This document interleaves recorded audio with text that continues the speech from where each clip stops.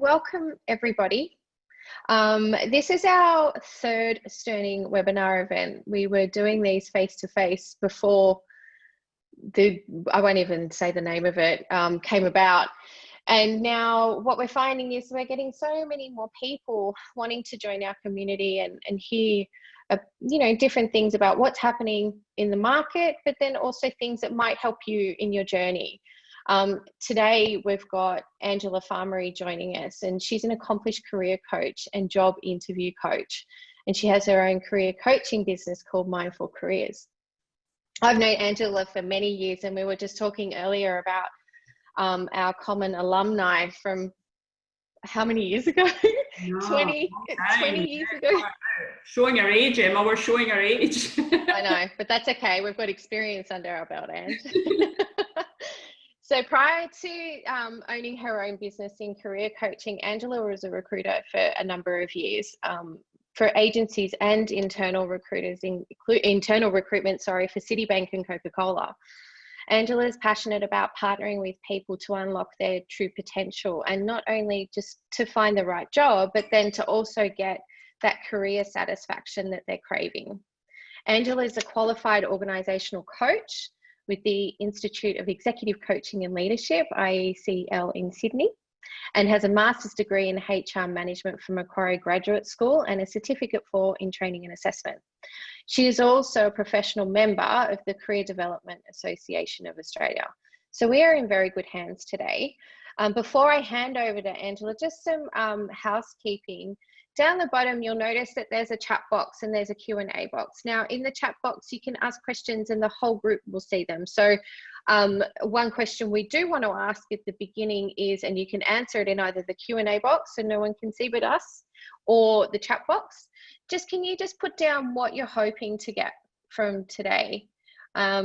We will go through a little, Angela will go through a brief description of what she's going to be talking about. So while she's doing that, just think about what you'd like to get in.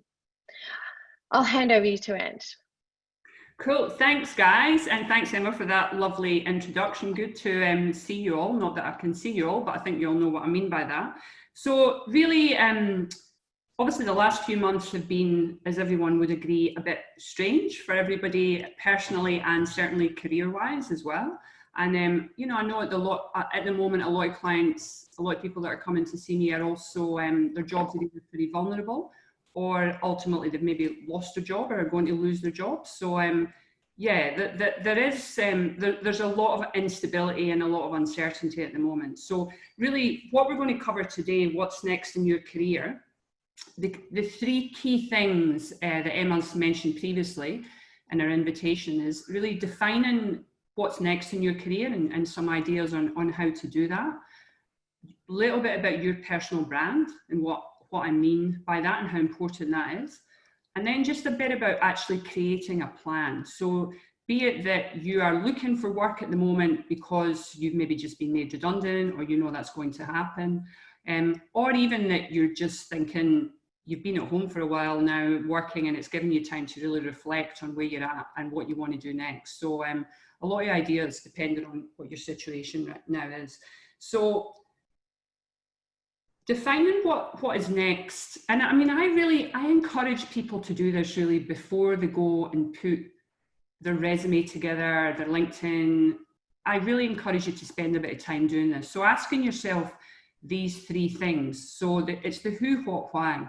So when I say who am I, what's my values, what are important to you, what's your personal attributes, what's your skills, what have you achieved in your career, what would your colleagues and friends say about you, what comes naturally to you, and what you're really, really proud of over the last, I would encourage you to look at your whole career, but certainly the last 10 years. And what I would say is write it all down.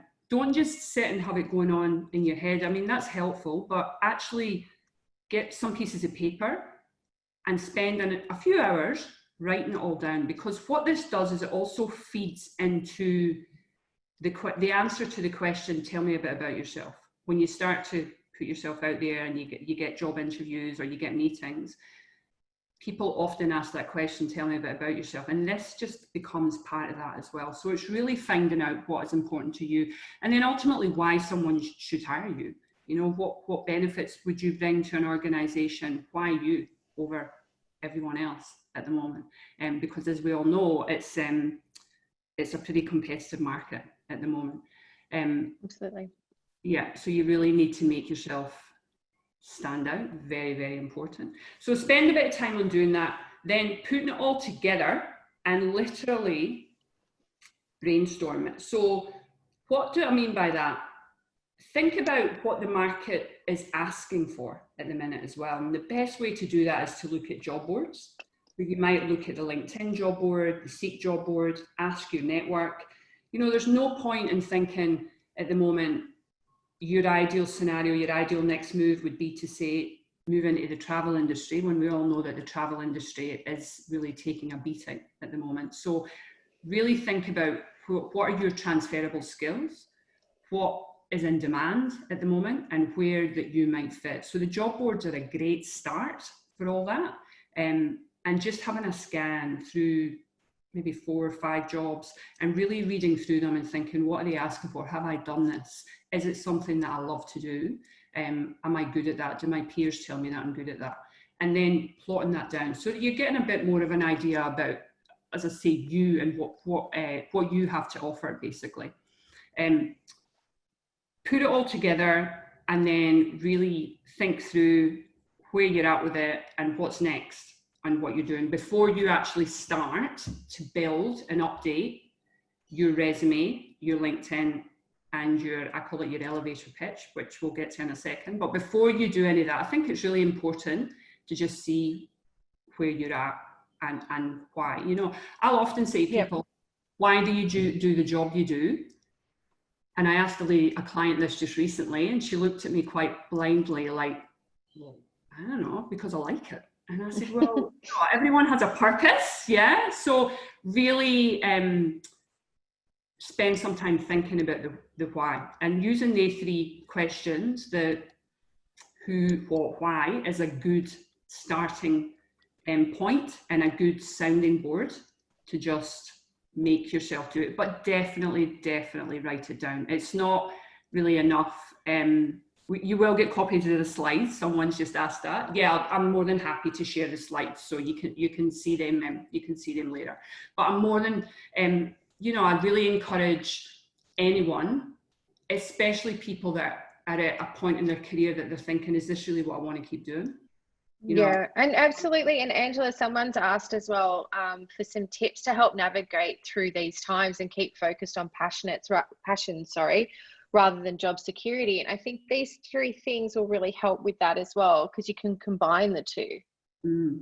Yeah, it is. And, you know, it is, as we all know, it is really strange times, and everyone keeps using the word unprecedented times, and it very much is. None of us have seen anything like this before.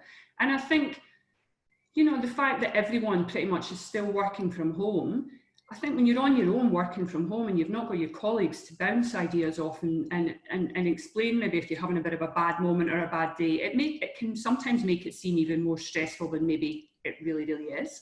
So certainly, yeah, everyone's going through that at the minute. So yeah, if you have the job security at the moment, awesome, then it's clearly something you don't need to worry about as much. But it's still worth going through these 3 points and really getting a bit of a handle on what's important to you, what you're good at.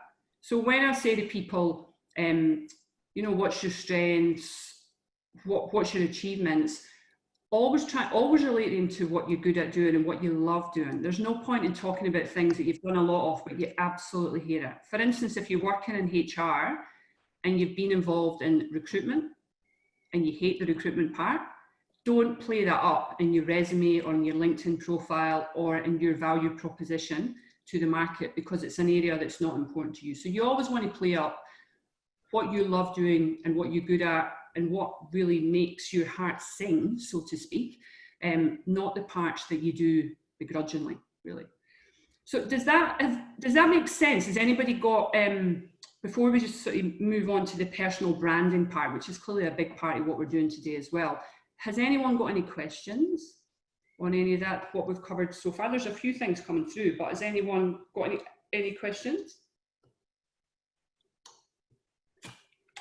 It's so That much. looks good. So there was someone saying that they're interested in finding out more about personal brand. And of course, if you don't get, if you don't get what you need today, or if you need more information, you're so welcome to get in touch with either of us afterwards. Yeah. So yeah, definitely. Because really, in a 1 hour session, what we're covering today is quite top level in the sense that I can spend half day or full day sessions doing these things with people, because we would drill right down and go into their LinkedIn, go into their resume. We're obviously not going to go into that much detail today. We've just not got the time for everyone. So yeah, actually, there's a really good question. And so an understanding of how to focus and better articulate selling skills when industry is requiring experience in the sector that is of interest. Yeah. So by that, are you meaning, for instance, say you work in FMCG, but you want to move into banking and they're asking for banking? Is that? That would be right. Yeah.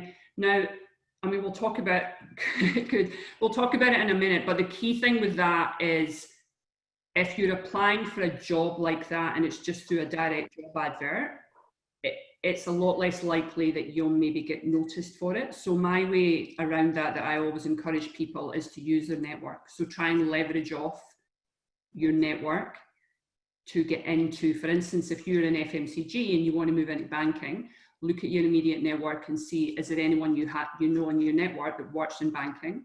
Can they make some introductions so that you can go in that way, rather than just applying for jobs that are saying you need this and you've only got this, so there's a bit of a gap. It's a lot harder. I mean, as Emma will say, when people come to recruiters, they want the perfect fit. Perfect fit. I know. There's so many good transferable skills though. That's what I say. It goes on. That happens all the time. So cool. Well, let's just move on to the personal brand, which is the second part of what we're going to cover today. So what do I mean by personal brand? Most of you will know this, but really for the job market, for your career, your personal brand is your resume, it's your LinkedIn, but it's also your little elevator pitch. So it's your being able to succinctly answer the question, tell me a bit about yourself. Yeah. So with your resume, it is very important, it goes without saying, it's updated and it is selling you as best it can. See it as your personal sales document. It's all about page one for most hiring managers and recruiters. So page one should really be able to tell someone what you're all about, what industries you've worked in, which companies you've worked at, and what your current situation is. So our recruiters see, as Emma will testify, hundreds and thousands of resumes, basically. So you want your page one to grab their attention when it comes up on the screen. So how I encourage people when I work with people on their resume is essentially page one is your personal details. So it's name, email, mobile, that's it. You don't need an address. You certainly don't need a date of birth or anything like that. It's just name, email, mobile, that's it. And then open page one with, I'd call it an executive profile or a career profile. And then that's 1 or 2 paragraphs about you. So it's summing you up. So I am an experienced HR executive with over 15 years working within the banking sector. And then the next part of that would really be relaying your skills and how they're matching the job that you're ultimately applying for. And then you can briefly mention qualifications and a little bit of soft skills there as well. Then I would encourage under that, you might pull out, either call it major accomplishments or key skills, depending on what level you're at. For someone maybe a little bit more junior, I would probably encourage just listing key skills, and you might bullet point, say 8, 6. Again, they're key words, so they're what people search on when they're trying to find a resume that fits the job. So to again go back to job adverts, look through job adverts to find what people are asking for. And it's very important that your terminology, so the words that you use, match what people are asking for. Super, super important, really important, so that the applicant tracking systems pick you up. So you might have, so it would be personal details, career or executive profile, which is a little bit of blurb about you, major accomplishments or major skills, key skills, and then under that, a career summary. Now, a career summary is basically the organisation you worked at, your position, and the years. So it lists, so at a glance on page 1, I can see everywhere that you've worked. Yeah. Otherwise, all I can see when I look at your resume is your current job. So it's very important for people at a glance to be able to see that, especially if you've had quite a diverse career. It can be a huge selling point. I worked with a chap one time who was a financial controller, and his current organisation was quite a small not-for-profit. When I looked at his resume, all that I seen initially was that, but before that, he'd worked at Qantas, he'd worked at some of the big banks. All that was lost, but when he showcased it under a career summary on page 1, it enabled people to be able to view it really easily. And it was it's your sales document. So it's a lot more. Yeah, I think that answers a question that we got too, Angela. It says, what if you used to work in an industry and want to go back to it, but don't have any recent experience in it? Because recruiters say not to include a working history that's too long, but you can put it in the career summary. Exactly. And what I encourage people to do is you can put it in the career summary, and I know that people tell you only go back the last 10, 12 years, but actually with the detail, what a lot of people will do is that they'll list, say, the last 10, 15 years, and they'll put the normal company, position, responsibilities, achievements. Then they'll put a heading and it might say prior to 2005. And they just list Ernst & Young, audit senior, 2 years. And they just list it like that. So what that enables people to do is see where your career started, but also, as Emma said, what else you've got to offer. Yeah, everybody likes to know someone's career story and where they've came from. So you just don't need to go into the detail. The older the job gets, so beyond 10 years, the less details should be in there, basically. You don't need to keep going, unless, there's something specifically that you want to pull out, then, it might be worth mentioning that. That's obviously on a case-by-case basis. So, see it as your sales document, but page 1, personal details, career profile, skills, key skills or major accomplishments, major achievements, and then your career summary. If you want to, you can then include education, professional qualifications, but you don't have to. My preference for that, once somebody gets beyond the age of 28 to 30, my preference for that is it goes on the last page, not page 1. Somebody in their 20s that's early on in their career, I would probably say put it on page 1. Or if you're someone that's PhD and whatever, and obviously you want people to know about that, then put it on page 1. But there's no right or wrong with that, provided that you actually show it. But see your resume as your sales document, and that if someone had to, they could just look at page 1 and know everything about you, where you'd worked. Yeah, absolutely. And what your job was. Yeah. And that's your sales pitch, if you like. Yeah. Have you got anything to add with that, Emma? No, I think that's great. And it really answered that question as well. I think that career summary on the front page is perfect. And I think a really succinct, like some responsibilities and key achievements is really important too, because it's not just about what you did on a daily basis. It's how you impacted in that role and in that business, and how your role contributed to the business and the team. Exactly. Achievements are so important. They really, really are. So you would have your key responsibilities for each role, but list maybe 2-3 achievements. Being able to articulate an achievement, how I encourage people to look at it is think about what the problem or the situation was, what action you took, and what the result was. That's what a lot of people miss in an achievement. You want to be able to explain what the result was. So how much money you saved, if you streamlined a process, if you merged 2 teams, what it meant for the business. That is a true achievement. So and they are worth their weight in gold as well, having them on there. So I would say with achievements, again, the last 10 years or so is enough. You don't need to go back to when you first started in your career, unless your career obviously is only a few years old. So, that's personal. Yeah. Okay. And we've got a couple more questions here. How do you answer the question of age or date of birth when you're dealing with global companies, so particularly European, and you're asked, and it's optional. Yeah. So are you meaning like when you've got to fill it in online? Yeah.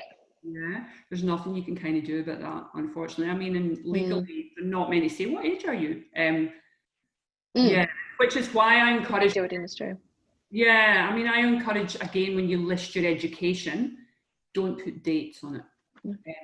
Unless, as I say, you're starting out in your career, and that's a little, obviously, if you want to, you can. But I wouldn't put dates, because you may, as you know, if you put when you finished your undergrad degree, you'd be as well just putting your date of birth on there, to be honest. And yeah, you know, Australia can be, unfortunately, a little bit of an ageist employment market, even though we pretend we're not. In my experience, it is. So, but the thing is, with the resume, it's the sales document selling you. When you get in front of that person, age should have no relevance. It's all about you and that person, and or the people that are interviewing you, and the connection that you're getting with them, and ultimately whether they feel you would fit their brand and be able to work in their business. And a cultural fit, you know. So we all age, there's nothing we can do about it. But just what I say with a resume is just try where you can not to draw attention to it. Yeah, absolutely. And another question here is, how do you showcase a role that was your most defining role, but it's now a few contract roles ago? I would say that would go on the front page, don't you think? Is it an accomplishment? Yeah, definitely. Again, so when you write, this is a really good point, Emma, when you write your career profile, so that's the part under your personal details, the first part, you can mention it and then list major accomplishments, and you can list that as one of the accomplishments on there.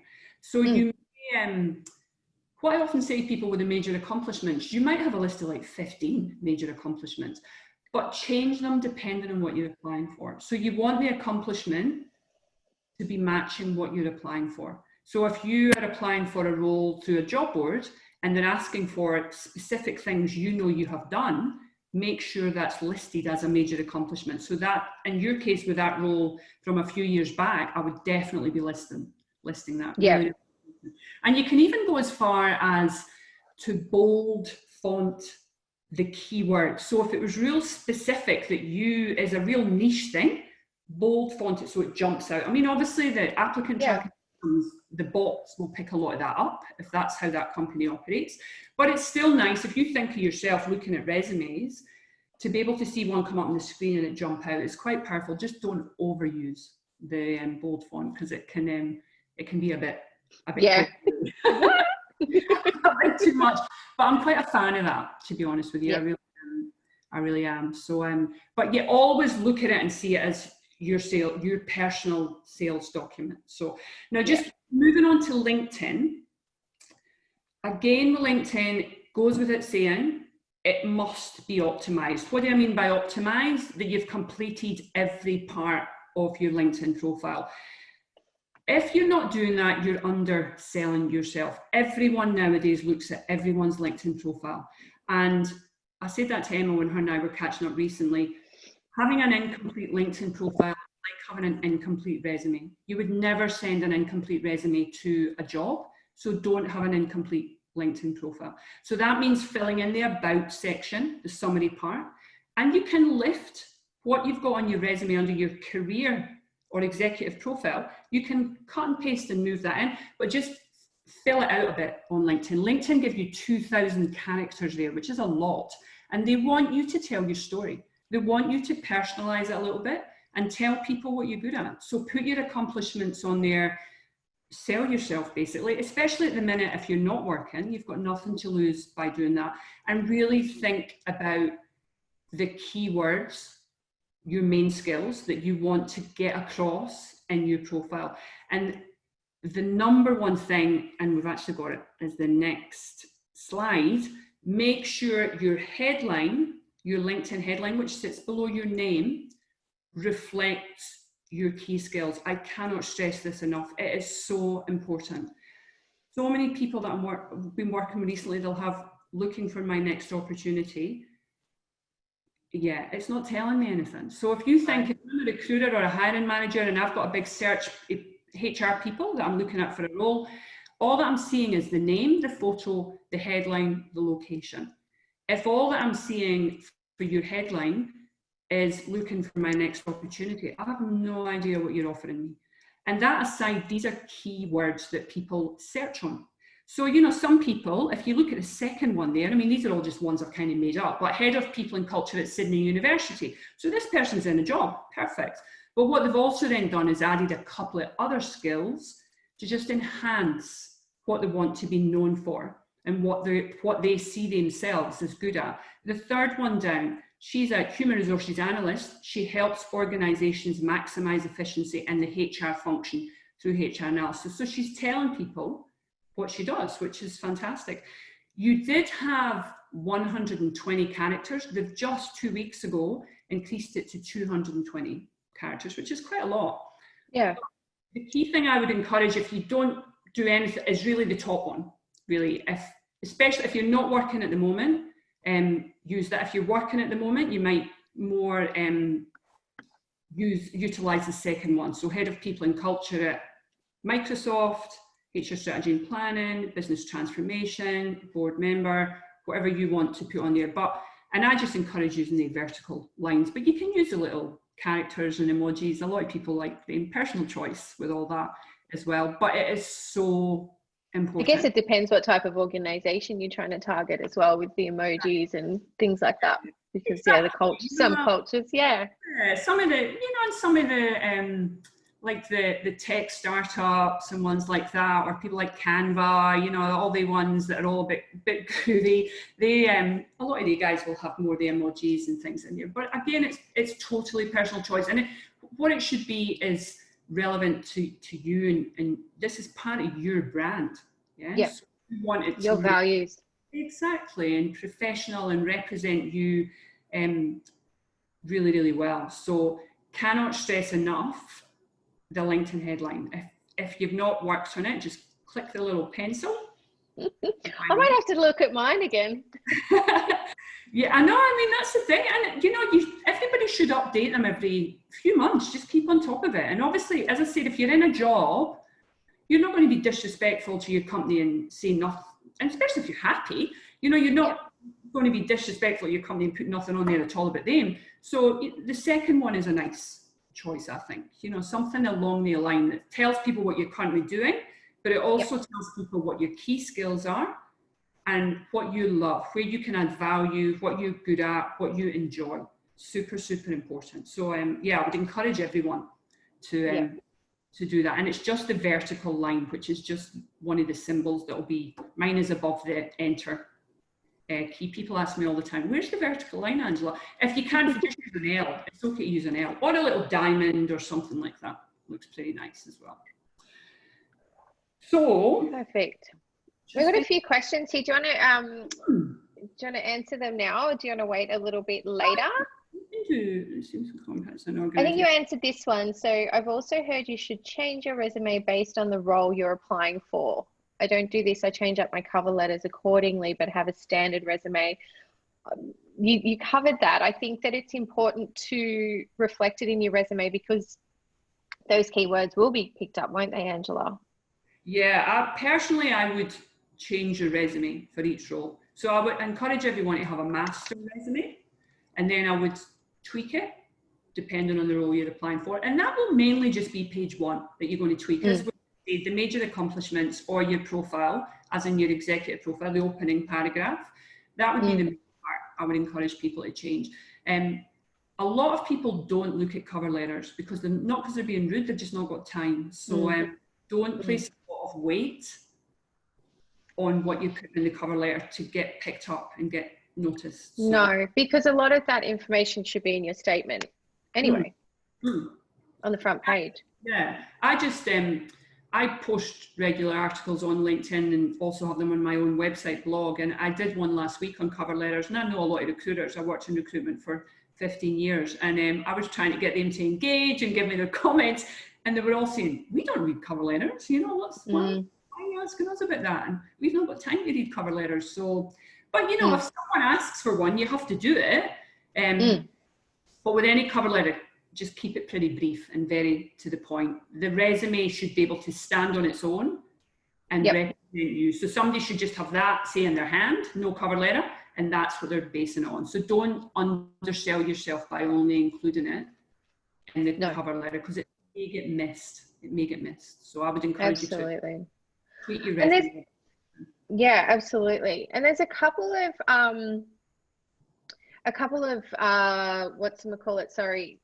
probably stickier questions based around the recruitment process. And there's one here saying, having been recently made redundant and this being a very competitive market, he's been told that he's overqualified for some positions that he goes for. So how do you overcome this both on the resume and with the recruiters? A lot of these positions I go for are short-term contracts. I've got an answer for that, but what's your answer for that? I don't know if you're working with the right recruiters for a start. I think it depends on the type of short-term contracts that you're going for. So it might be a good time to go back and what Angela said before, asking those 3 questions and writing down what your values are, what you're looking for, what will keep you engaged. And then you'll have a really good counter argument for when that comes back to you. And you can say, okay, but I said this, how does that relate to that? And then you'll get a really good understanding of why they're saying that you're overqualified for these types of positions, because you need a good answer to those questions, because otherwise you do start floundering. I find it very frustrating when that comes back, when you clearly articulate what you're looking for. So again, going back to it was the who, what, why. Remind us of the 3 questions again, Angela. Yep. So the who, what, why, and then, I mean, that's quite a busy slide, but it's just really to prompt people to think about questions rather than me just putting who, what, why. I wanted to. Yeah. You guys, because you want a good counter argument for that response. You're overqualified, but how am I overqualified? You asked me to do something that I can clearly do. So it gives you a good understanding of why they're saying that. Then I feel. Do you feel like that too? Yeah, and I mean, really, if you're getting that, as Emma said, you need to maybe look at the recruiters that you're working with. But I mean, we'll get to this in a minute. Only 30% of jobs are found through recruiters and the job boards. 70% are found through what people refer to as the hidden job market, which is really networking. And it's going to companies directly. And I mean, I do a lot of this sort of coaching with my clients, and it's a massive part of anyone's job search, especially at the moment. So that's what I said earlier about when you're looking at what industry you're in, and where if you're looking to, for instance, change industry, it's a lot more, it's a lot easier to get into doing that through a network or through a direct contact rather than always going through a recruiter. So somebody's just quickly asked me actually about the open to work banner that LinkedIn has just added last week. You should be able, if you go into, I mean, I'm not going to bring LinkedIn up now and go through all that because we could honestly spend the whole day doing it. But if you go into your own profile, and it should just be below your headline, it should give you the option open to work. If it doesn't, there'll be, I think, 3 little dots just near it. You can click, there's a drop down, or the overall where it says add more profile sections, you'll find it in there. And then you just follow the prompts, basically. They've just given the option to put this weird green circle around. I've seen that. Open to work. I don't love it personally, but each to their own with it. It's really interesting because a friend of mine who's a LinkedIn trainer, she just was telling people about it recently on a video she done. Someone else I know that's in America that's got hundreds of thousands of followers was talking about it and just said, don't do it. But I mean, each to their own. The thing is, you can also change your status to say that you're open to opportunities and open for either contract, permanent, or part-time. And that comes up when people are searching for you. It's not necessarily on your profile. So if you're already in a role and you don't want your employer to know that you're looking for a role, that will be in the background and will come up on those searches. Definitely do that. It's worth doing and making yourself as visible on a confidential way, especially if you're in a job. Keep that in mind. Always check your own settings and your privacy and everything as well. Just if you are in a job, you don't want people to. I worked with a lady last week that was in that situation, and the first thing we did was look at her privacy settings on LinkedIn and make sure they were locked down so that she wasn't broadcasting to everyone she was looking for her next opportunity. So be aware of that as well. And then the final part really of your personal brand is what is your elevator pitch. What do I mean by that? Really at the minute, what I'm finding, someone said to me recently that 80% of the interviews that they're getting at the moment, mainly because they're online, the first thing that people are saying is, oh, hi, Angela, thanks for coming along. Tell me a bit about yourself. And they're like, oh, you know, how do I answer that? What do they want? Do they want personal? Do they want work? How long should I talk? Okay, what they want is to know why you're relevant for the job. That's the main thing. But with the tell me a bit about yourself, it's really going back to that first slide about the who, why, what, who, why, yep. who, what, why. And you're able to create your little story that's under 2 minutes, 2 minutes or less, no longer than 2 minutes. And that you are telling, and not just that you, I encourage people, write this down, practice it at home, and then be able to tell it just as if you're speaking to an old colleague that you've just bumped into in a cafe and, oh, hey, what you've been up to, tell me about it. So it's super important, but it also should be very relevant to the role that you're speaking about. Don't start speaking about personal stuff unless you're asked to. But for instance, if you're somebody that does a lot of, say, volunteer work, a lot of not-for-profit community work, if you're sitting in front of a not-for-profit being interviewed for a HR director role or whatever, I would definitely mention that you do that. So that's obviously personal, but you can bring that into it. But you basically want to practice it at home, write it down, and know it really, really well. Again, it is very, very, very important that you get that right, because it really sets the scene for the whole job interview. So don't just wing it and turn up and think you can master that. I would encourage you to write it down. There's a lot of articles I've written on all these topics. They're all on my blog on Mindful Careers website, which is the last slide on here, and you'll get a copy of the slides. But all this information going into a lot of detail, a framework on how to do it, is on there. Even a full example on what it'll sound like. It's all on that blog. So I know somebody's just asking me that. I know, an example of the elevator pitch. Yeah. So yeah, I mean, for me, if someone was asking me, tell me about yourself, I usually would go along the lines of, well, I'm originally from Edinburgh, Scotland, been here since 1998. Now, the only reason I say that, you guys don't need to say that, the only reason I say that is because my accent is still quite strong and people always assume I landed here last week, yeah? So it's just to clarify, I've been here a while and I know the market. So I just do that for myself. You guys don't have to do that. So originally from Edinburgh in Scotland, been here 22 years. For the 15 years of that, I was working in recruitment. So both agency and internal recruitment, including at Citibank and Coca-Cola. And then for the last 8 years, I've actually worked as a career coach and trainer facilitator. I set up my own organisation, Mindful Careers, 2 years ago. A bit about what I do with that is blah, blah, blah. I'm not going to keep doing it, but keep that to under 2 minutes. So that's my story, yeah? That's my elevator pitch, my personal story. And it should sound authentic. It should sound like a story, not like you're just sitting there reading a script. And you certainly wouldn't take it with you and read it or anything silly like that, even if your interview is like this and it's online. So it's thinking about why you do what you do. Relate it back to that first slide.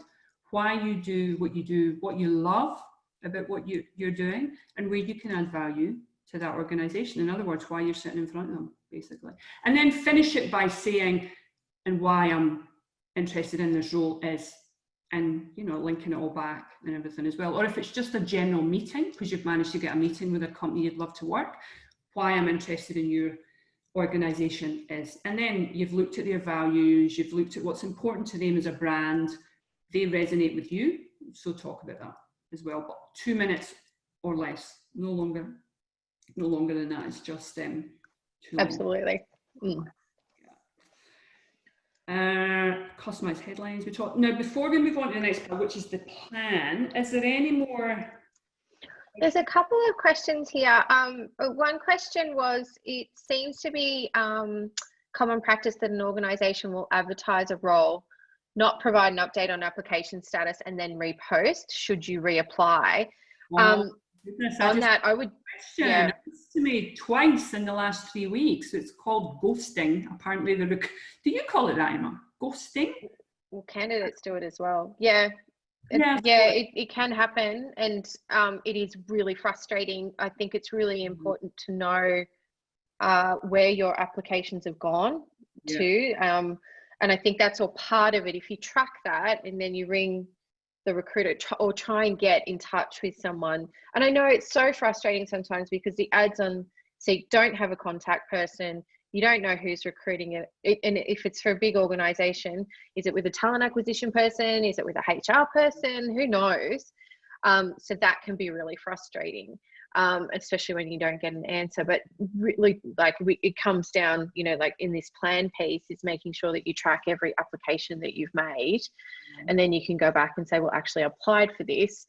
Can you give me a reason why I didn't get past the first stage? Yeah, I totally agree. I mean, as I said, I think I've had, in the last 3 weeks, I've had 2 or 3 clients of mine that this has happened to, and quite upset. And one lady, and understandably so, and one lady in particular, she's been in her current role 8 years. So it's the first time and every job she's had in her career, she's kind of been headhunted for. She's got it through network. So she's never really had to do this before. And she was quite stressed about it, actually. Yeah. And she was taking it very personally.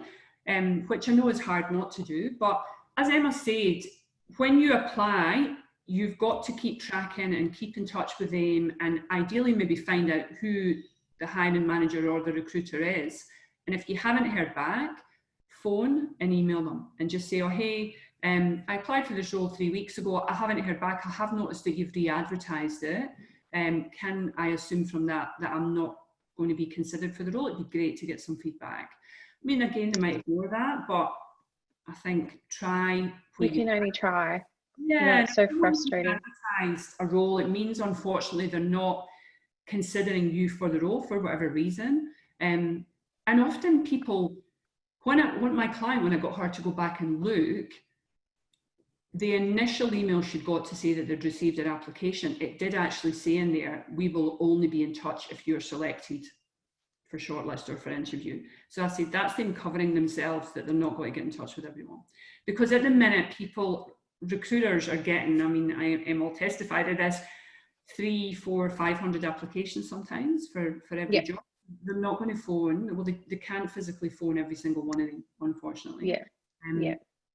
So yeah, I wouldn't reapply if you've done it, but I certainly would chase, if it was me, I would chase them on email or phone, try and use your network to find out a little bit more, which is what my client, that's what she did when she used her network. Somebody else that worked in that organization, and they found out, she just wasn't, she wasn't looking after, and they apologized that they hadn't told her that, but it is frustrating. I know, Heather, there's a couple of other questions that have come through, and one in particular is about standard emails that say, due to the large number of applications received, or thanks but no thanks emails without getting a phone interview, let alone a face-to-face interview. It's happened over the years. You need feedback too. Also, after an interview, getting a thanks but no thanks email rather than a phone call. That's frustrating.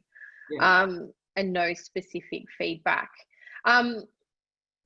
I like, that's a hard one to combat, because obviously people are looking for very different things, and if and obviously if someone gets the role over you, then you need to understand why. Was it your skills? Was it the way that you interviewed? Could you do that better for next time? And it is really, really frustrating. I know that it can be hard to stay positive, but you need to, and you need to ask for that feedback. If they do come back with a no thanks but no thanks, ask them kindly if they would mind giving them a call, because you really want to understand what happened during that process so that you can improve it for next time. It's a learning for you, not a reflection on them. Yeah, exactly. So I mean, I think it goes on all the time, to be honest. So there's I know it's hard, and as Emma said, the key thing with it is trying not to take it personally, because it is just part of the process, unfortunately. But that's where, as I said before, don't just rely on applying on job boards or relying on just the recruiters as well. Often when I'll meet my clients for the first time, and I always say to them, what have you done so far? You know, what's been your application process or your job search process so far? And there'll be occasions where people will say, well, I apply for 5 jobs a day, I've met 5 recruiters, I've done this, and I'll say, okay, what else have you done? And they say, what do you mean? And that should, as I said, 20-30% of your day and your week should be spent on that. The rest should be where you utilize LinkedIn and your network, and also reaching out to companies where you would love to work, and reaching out and building relationships there so that you can find out a little bit more about what it involves working there and how ultimately you could work there. I call that an informational interview. Again, all this, check out my blog, it's on my website. All the articles are on there that go into that in really big detail, basically, about what that involves as well. So yeah, absolutely. And someone just mentioned there's an opportunity to help with mental health through the rejection email. Yeah, it's so true, because people do need to understand it's not personal. It isn't, even though it's such a personal experience for you. Throughout that process, it's not always you. Yeah, I know.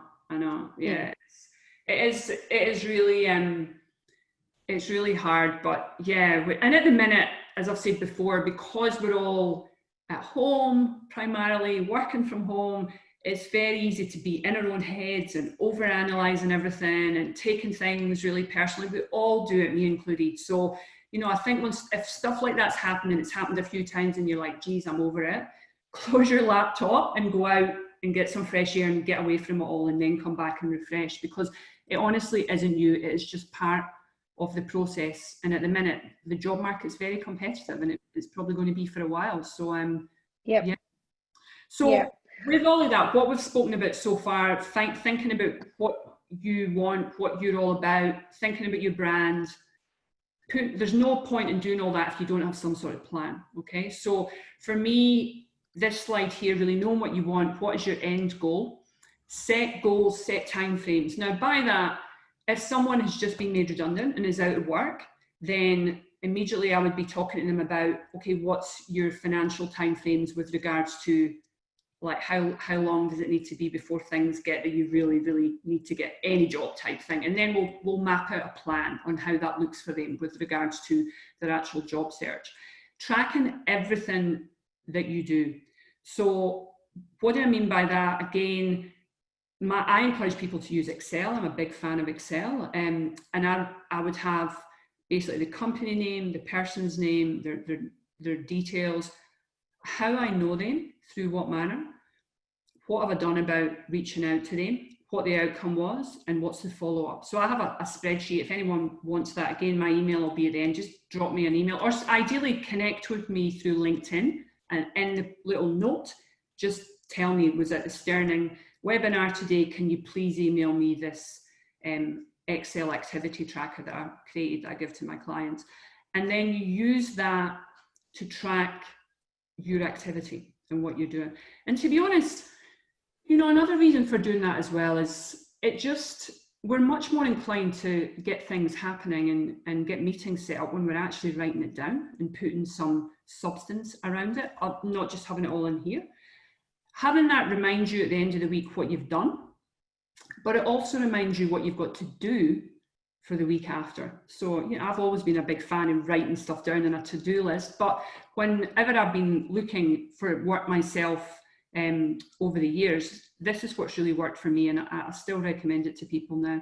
And I mean, I know we all have LinkedIn, which is fabulous, and it's the best research tool, but this is just for you. And the thing with this as well is creating that spreadsheet. Say ultimately you'll get a job, okay, we all do eventually. Say in 2-3 years time you're looking again for another job, go back to that old spreadsheet, and you might have 40 contacts on there. You go through them. Where have they gone? Most of them, or a lot of them, will have changed jobs, will have moved on. You go into LinkedIn, see where they are. Oh, that's where Angela is now, and you reach out to your network, you know. I mean, I'm not saying ignore your network completely in between. We should all keep in touch with it, but it's a nice way of never losing touch with the people the people that have helped you. And, you know, really, again, you follow that up, you drive it, and always thank people. People remember when you thank them, to be honest, they really, really do. And they're much more inclined to help you the next time if you thank them and you offer to help them where you can as well. It's reciprocation with anything like that is really, really important. You know, it really is. Yep. But having a plan that you look at the start of the week, the end of the week, you map out what you're doing, and 70% of your time should be spent, in my opinion, on doing this, to be honest, not just applying for the jobs and that's all that you're doing. You know, you have a focus on doing more than that, especially at the moment. And I was saying that last night, how important the networking is. Yeah, and especially engaging with them on a regular basis too. Exactly. Yeah. You know, commenting. It makes you, and it actually makes your day brighter. Like, especially when you're going through a process like this and talking to people and just connecting, it does make your day a lot brighter. It really does, and then lifts your own self-esteem as well, which at the moment is, well, any time is really important, but at the moment more so. So, you know, having a plan each week rather than just suddenly finding, geez, it's Wednesday, I've applied for 5 jobs, I've done nothing else. And I know at the moment, because we've obviously all been in self-isolation, it's been harder to meet people face to face, but that's lifted now in New South Wales. So we can certainly all be getting out and about and making the effort. I think people will be quite happy to catch up with people for coffees and find out. I've been doing Zoom coffees as well. And that's worked well, and we've placed a couple of contracts, and the people have not met each other physically, obviously over Zoom, but it's happening. So don't be disappointed. And I think, you know, people are happy to help, but you do need to ask. And people forget that. People have said that to me many times over the years. They'll smile and go, yeah, good point. You know, people don't know someone's situation because they don't know, because they're thinking about themselves and their own situation. So you just need to ask. And it doesn't need to be asking by saying, is there any jobs where you work? Ultimately, your aim is to get a job, but it can also be to just find out a bit more about what it's like working where they work. How did they get the job there? How did they find their boss? You know, what's the sort of benefits of working where they are at the minute? And why you would be a good fit for that organisation. So that, as I said, is an informational interview that you and you would organise that ultimately. But all that, especially at the minute, if you're in a job, but you're maybe a bit unsure, either if it's that you want to stay there or you're unsure what's going on with your organisation. Are you going to have a job longer term? You're not sure. Doing all that, all these informational interviews, creating your spreadsheet, mapping out what's going on, where you would be a good match, and using your network is very powerful. When you reach out to someone on LinkedIn, for instance, my recommendation is always ideally have something or someone in common. So if you've got someone, perfect. Leverage off that person. Obviously check with them they're okay about you doing that, and you do it. Don't sit back and say, oh, I'm waiting on Angela introducing me to Emma. You do it. Take control and you do it. If you have something in common, so for instance, you've worked in banking and you're approaching other banks, then that's the something. Again, people are more inclined to want to hear what you've got to say. If it's totally cold, then again, try and leverage off a person where you can. But you know, it's a lot of effort doing this than just clicking. It's a job in itself. Finding a job is a job. It is. I have a lot of candidates who that is their job at the moment, and that's okay. Yeah. But it is it's a lot more effort than just clicking on the apply button and waiting to see what happens. But it is something you control. And as Emma said, it can also be really rewarding. You know, you might send out 10 emails to people, you hear back on 4 or 5, you might get 2 meetings. But who knows where the meetings will lead? You know, who knows who they know and who they might introduce you to. So unless you're doing all of that, you're just waiting. You're being kind of reactive to what other people's demands are. Whereas doing that part of it is something very much you can control, and you can put as much effort into that as you want. But the more you put in, the more you get out from stuff like that. Yeah. My experience is doing it every day, really, especially if you're not working at the moment. It's very much but don't, stop yourself at 3:30, 4 o'clock, whatever works for you, and get out and about. Don't kill yourself over it, really. It's not No, definitely not. It's there's an interesting question here. How do you gauge what a role's salary will be where this isn't advertised and the job title is vague? Oh, that's so frustrating, isn't it? Yeah, I see it all the time. I always talk with people with regards to salary. I always say give a range. So if I would ask, what's the salary range? And if they say, well, what's your range, before they want to answer, then give a range. So for instance, if you're on a base currently of 110 plus super, you might say that your range base is between 100 to 130. Yeah. Super. So then, you've got a little bit of leeway. Or if you don't want to drop below 110, you say 110 to 130 base plus. Yeah. But just always range is a good thing, because what you never want to do is get offered a job, be offered 110, and you find out later you could have got 120. That was their budget, and they would have done it for you. That's quite annoying, and you can't really do a lot about it. So I'm a big fan of giving a range and not being too accurate. Exactly. I think sometimes, like, if roles are being advertised and the salary isn't there and the job title is vague, it's really important to have a look at the body of the advertisements. And I don't think recruiters are very different when they're writing their ads. The most important things for the role they'll put first. So the context of the role, they're the most important things. And if you see in there that your day-to-day activities are supporting a manager with administration, then it's not a senior role. But if you have a look there, then you should get some sort of indication of what the day-to-day activities are and how they would fit into the organization, hopefully. Yeah. And I think, whenever I encourage people, when they're looking at job adverts, look for the word essential or desirable skills. And normally that will be the key things that people are looking for that particular job. If you have these skills and that's something you'd love to do, make sure your resume, page 1, states that really clearly.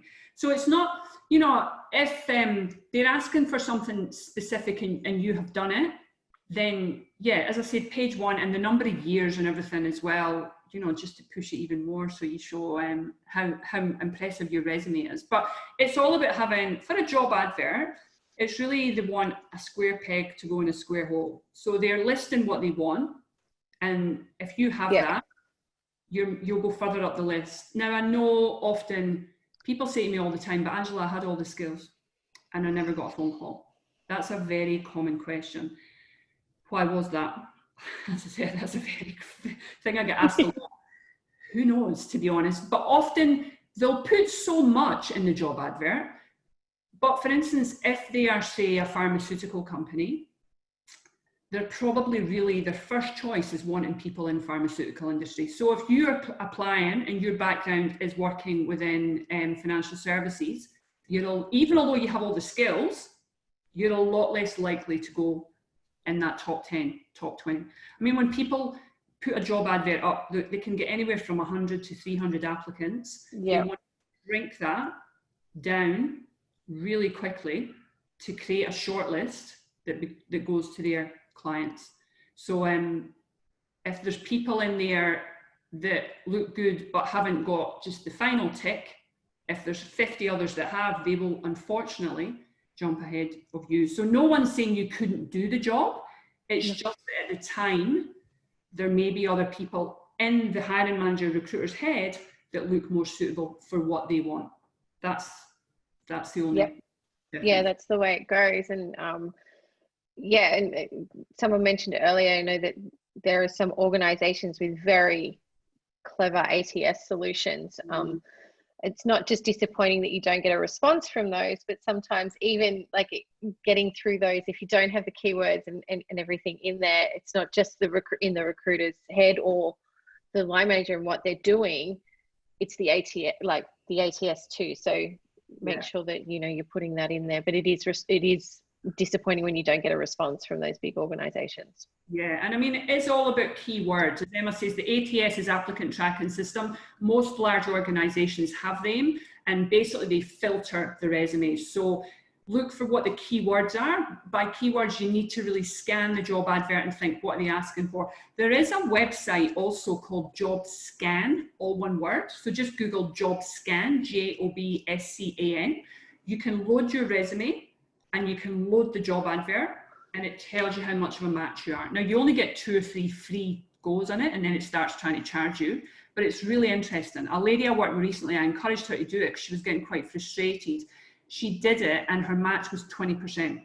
Wow. Now, which is really low. And I said, well, if that's how they are scanning and sorting their resumes, no wonder, you know. So they want, they suggest 80% or above as a perfect match. So yeah, that's just all related to the keywords, primarily. That's how it does it. But it's an interesting project to actually do it for yourself and see where you sit. So maybe get a couple of adverts you've applied for recently, or jobs that you would love, your current resume, and you just copy and paste. Super simple. And then it will tell you the result. Very, very interesting to see. Absolutely. Again, that's why using your network and going to people directly, they're not interested in keywords. They're interested in you and what you're telling them and what your experience is. And it's a very different process then. So that's why I encourage you to spend as much of your time as you can doing that as well. Very, very important. Now, just going on to the key takeaways, so I'm conscious of time for today. So just going back to the key things we covered, and you can all have a copy of these slides. Define the who, why, who, what, why. Complete your personal brand, and then create your plan. So these 3 things. So do the who, what, why first, and include that in your personal brand. So your resume, your LinkedIn, and also your little sales pitch, your elevator pitch on tell me a bit about yourself and what you're all about. So I've given these slides to Emma. She can forward them on to you guys. Feel free to reach out and connect with me on LinkedIn, and just in the notes put, you know, Sterling webinar today. And if you do want me to send you that Excel spreadsheet activity tracker that I've created, I'm more than happy to do it. But just send me a request to connect on LinkedIn. That's probably the easiest way. So has anybody got any more questions? There's a few questions here. If we've got time for them, I'm conscious that it's gone over the hour, so hopefully you guys are all okay. There's actually a sticky one here, and it's how do you deal with a situation that is about you and not about your career experience. Recently, I was discussing a role where I was asked if I was a practicing Christian, as part of the role is to lead prayer meetings. Oh. Like that's personal. It comes back to whether, because obviously it's a practicing part of their organization. I think that if you're open to that, then you could do it. But is it part of your values? Yeah, that's true. Yeah. So with something like that, when they're asking, I mean, for me, when a company asks things really personal like that, I don't know. I mean, it's not appropriate at a job interview. They shouldn't be doing that. So as Emma said, you've got to really think about whether I suppose you'd want to work there. If you're comfortable doing it, then fine. But the main thing is honesty. But yeah, I mean, I had quite a senior lady I was working with recently, and she had an interview a few months back now before the virus hit. And the CEO asked her, also, you're just returning from maternity leave, so when do you plan on having another baby? No, I've had that question too. What? I mean, it wasn't a big company, but it's a well-known company. And she said, I didn't know how to answer it. I was so embarrassed. And the HR manager was sitting beside him. Oh my goodness. Again, yeah, we'll do what she did afterwards. So if companies are asking questions that make you feel uncomfortable, then I would be questioning whether you would want to work there, in all honesty. You shouldn't be doing that. That's not the point of a job interview at all. It shouldn't be drifting into that personal aspect. It's about you and how you fit the company. So yeah, absolutely. And another question here, how to best build a network if you're new to the Australian market and have only had one role to date and so a limited network? I think we covered that off a little bit too, didn't we, through LinkedIn? And question, no, and I get asked that a lot. So I'll give you a nice story, a quick story of someone I helped a few years ago. He had moved to Sydney from the UK, he moved on his own. He was an accountant, chartered accountant. And he said that to me, that question. So I said, what are you doing at the moment then? What does your day consist of? We finally got down to that he liked running. He joined a local running group that he ran with 8 people. And I said, there's your network. And he started laughing and said, what do you mean? And I said, you've got to start somewhere. You've got 8 people in your network. It's also who they know. So start to ask for introductions. Yeah, everyone has a network. Even if you know one person, that one person knows 2 people, say, they 2 people know 4 people. That's the power of LinkedIn. So you just need to ask and build. Absolutely. And you want to be around people that are interested in the same sort of thing too. Exactly. So, you know, networks can consist of obviously old colleagues, friends, parents at your kids' school, people you went to uni with. I'm working with a lady at the minute that moved here from France earlier this year, and her network, she only moved in January. It's amazing. So, and she knew no one. Wow, so impressive. But you've just got to be putting yourself out there. All you need is one week, a couple of introductions, and then you go from there. And you'd be really nice and say, I've not got that much in a network. It would be fabulous if you could help me. And then, is there anything I could do to help? Yeah, because whenever you ask for help and you're coming from that position, people want to help. Like intrinsically, a lot of people do want to help. Exactly. And it's the way that you ask. I think, you know, I'm a big believer in be kind, you know, do unto others as you want done unto you. So if people are asking in a good way and a good reason, help where you can. Don't be afraid. Most people are happy to help, but I think, you do need to ask, and ask in the right way, and not take too much either, to be honest. There's a fine line when you don't really know one another, you know? So I could spend my day helping people with resumes that I've never met in my life, but ultimately that's my business as well, and that's how I make my income. So there is a fine line. Yeah, absolutely. I from a senior HR person, about that question about the practicing about their religion, stand up and walk out. It's illegal to ask those questions. That would be very brave.